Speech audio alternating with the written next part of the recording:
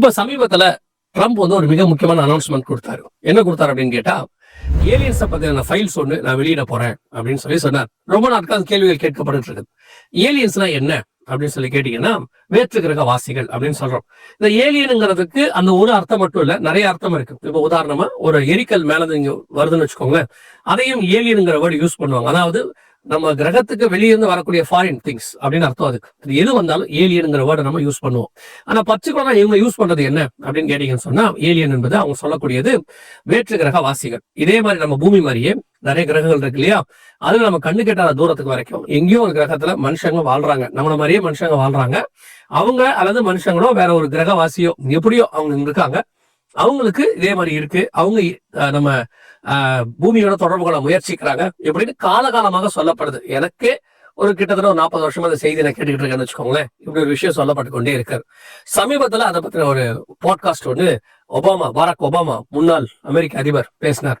அந்த பாட்காஸ்ட்ல அவர் என்ன சொல்றாரு அப்படின்னா, நான் அதை பார்த்தது இல்ல, நான் அதை பத்தி எனக்கு தெரியாது. ஏரியா 51 இருக்கு, அதாவது அமெரிக்காவுடைய சீக்ரெட் ஏரியான்னு சொல்லுவாங்க. அது கூட இன்னுமே 100% வெளியரங்கமாக இருக்குன்னு சொல்றாங்க. அது உள்ளதான் இந்த ஏலியனை பத்தின எல்லா ரிசர்ச்சும் நடந்துட்டு இருக்கு. அமெரிக்காவுடைய சீக்ரெட்டான விஷயங்கள் எல்லாமே. ஒரு சிலர் என்ன சொல்லுவாங்கன்னா, அமெரிக்க ஜனாதிபதி கூட தெரியாத விஷயம் அது உள்ள இருக்கும் அப்படிம்பாங்க. இதெல்லாம் நம்ம தகுந்தாக தெரியல.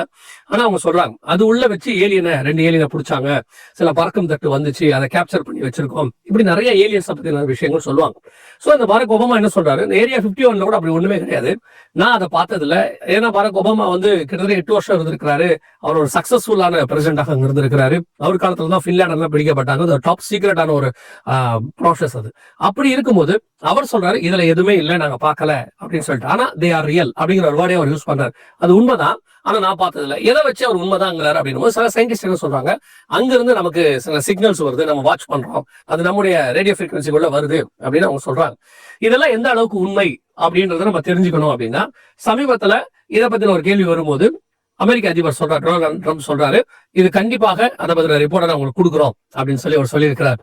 சரி, இதுக்கு பின்னாடி இருக்கக்கூடியதான வேதாகமத்தின் உண்மை என்ன அப்படின்னு கேட்டீங்கன்னா, நமக்கு தெரிஞ்ச ஏற்கனவே இதை பத்தி நிறைய பேசியிருக்கோம்.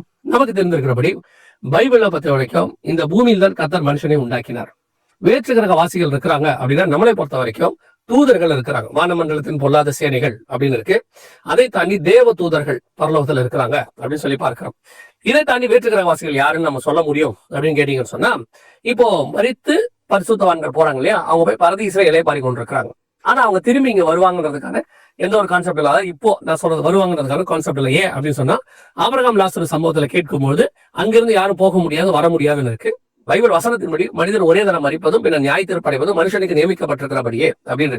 சோ ஒன்ஸ் அவ்வளவுதான். இப்ப நம்ம ஆட்கள் கூட சில கதைகள்லாம் சொல்லுவாங்கல்ல, மரித்த பரிசுத்தவான்கள் அவர் வந்தாரு, என் கூட உட்காந்து பேசினாரு, வந்தாரு போனாரு எல்லாம் சொல்றாங்கல்ல, அது இந்த காலத்துல சொல்லப்படுகிறதான ஒரு கதைன்னு வச்சுக்கோங்களேன். 1% கூட அதுக்கு உண்மை இருக்க முடியாது. ஏன் முடியாதுன்னா, இந்த மாதிரி பரிசுத்தவான்கள் திரும்பி வருவதுக்கு பதிலா பவுலும் பேதுருவே திரும்பி வந்துடலாமே. இங்க அவங்களே வந்து பிரசங்கம் பண்ண கடைசி காலத்துல எவ்வளவு பெரிய ரிவைவல் வரும். இப்ப இருக்கிற பரிசுத்தவான்கள் மறுத்து போனவங்க திருப்பி வந்தாங்க, அவங்க வந்து என் கூட பிரசங்கம் பண்ணாங்க, அவங்களை நான் பார்த்தேன், இப்படி நிறைய கதை விடுவாங்க.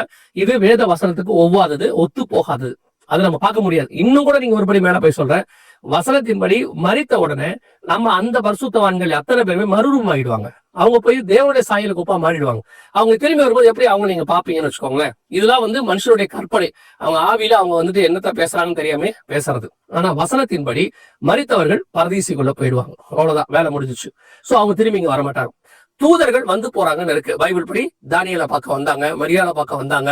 அதுக்கப்புறம் இப்ப கூட சில வந்து சொல்றாங்க தூதர்கள் எங்க பார்க்க வந்தாங்க. ஆனா என்னன்னா, இந்த தானியேலை பார்க்க வந்ததும் மரியாதை பார்க்க வந்ததும் யோசேப்பை பார்க்க வந்த தூதர்களுக்கும் இப்ப இவங்க சொல்ற கதைகள் இருக்குல்ல, இந்த தூதர்கள் வந்தாங்க, என் கூட உட்காந்து டிஃபன் சாப்பிட்டாங்க, அவர் வந்து என் கூட குளிச்சிட்டு இருக்கும்போது வந்து கதவை தட்டினாரு, இது எல்லாமே பாத்தீங்கன்னா பைபிள் கணக்குப்படி ஒத்து போகாதான் இருக்கு. அவங்க எல்லாம் ஜெபத்துல வருவாங்க, அவங்க தியானிச்சுட்டு இருக்கும்போது வருவாங்க, இல்ல அவங்க வந்து எழுப்புவாங்க, இப்படிதான் இருக்கும். இது ரொம்ப டிஃபரன்ஸா இருக்கு. சோ இதை வந்து எப்படி ஒத்துக்கிறது நமக்கு தெரியல. வசனத்தின்படி ஒத்து போகல இதுவும். சரி இருக்கட்டும், அதெல்லாம் ஒரு பக்கம். தூதர்கள் வந்து போறது வந்து நீங்க ரேடியோ ஃப்ரீக்வன்சிகளை பார்க்க முடியாது. அது வந்து அவங்க தொடர்பு கூட முயற்சித்தாங்க இப்படின்லாம் நிறைய சொல்றாங்கன்னு வச்சுக்கோங்களேன். சில வருஷங்களுக்கு முன்பாக ஒரு மைய நிறமுள்ள தூதன் ஒருத்தர் வந்தாரு அப்படின்லாம் சொன்னாங்க. அதுக்கப்புறம் அது பார்த்தா அது ஒரு ஃபேக், அது வந்து ஒரு ஏஐல பண்ண மாதிரி அன்னைக்கு உள்ளதான டெக்னாலஜில பண்ணது அப்படின்னு அவங்க சொல்லி நிரூபிச்சுட்டாங்கன்னு வச்சுக்கோங்க. இது மாதிரி நிறைய இருக்குது. வானத்துல கை வந்துச்சு, கால் வந்துச்சு, எதையுமே நம்பாதீங்க. பைபிள் படி அப்படின்னா இல்லவே இல்லை.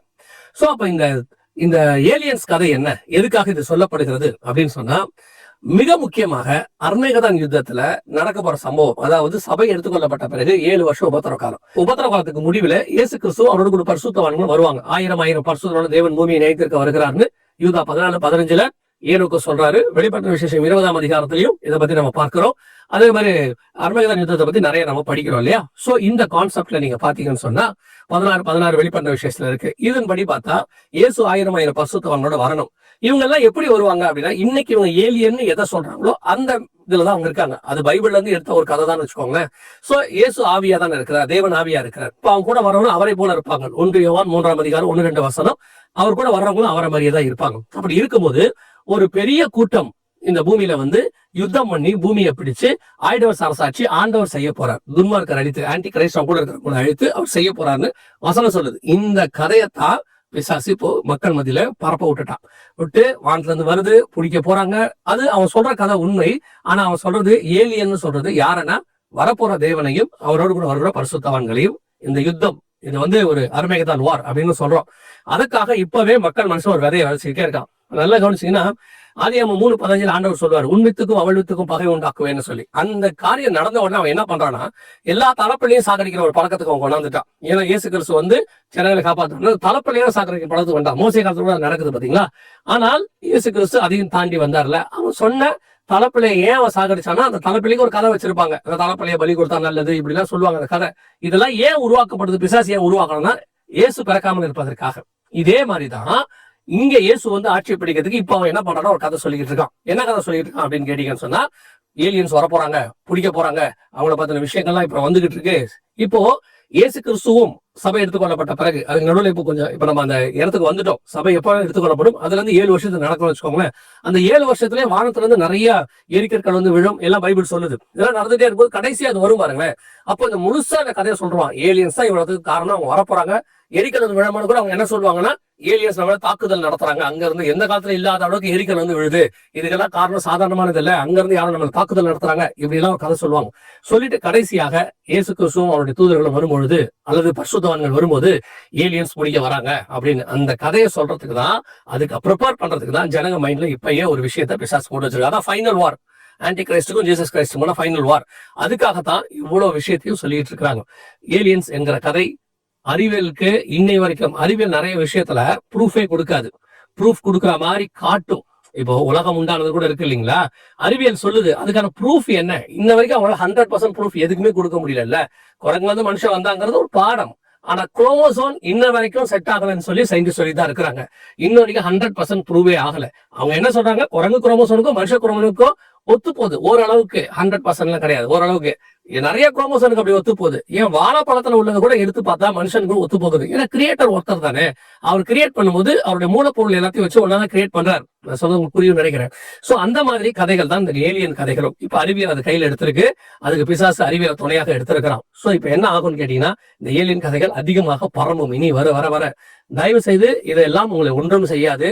கடைசியா இயேசு கிறிஸ்து வரும்போது உலகத்துல எல்லாரும் என்ன சொல்லுவாங்க பாத்தீங்களா, அன்னைக்கே நாங்க ஏலியன் இருக்குன்னு சொன்னோம், வந்துட்டாங்க பாத்தீங்கன்னா. இது வரப்போறதான அர்மேகதான் யுத்தத்துக்கான ஒரு ஆயத்தம்.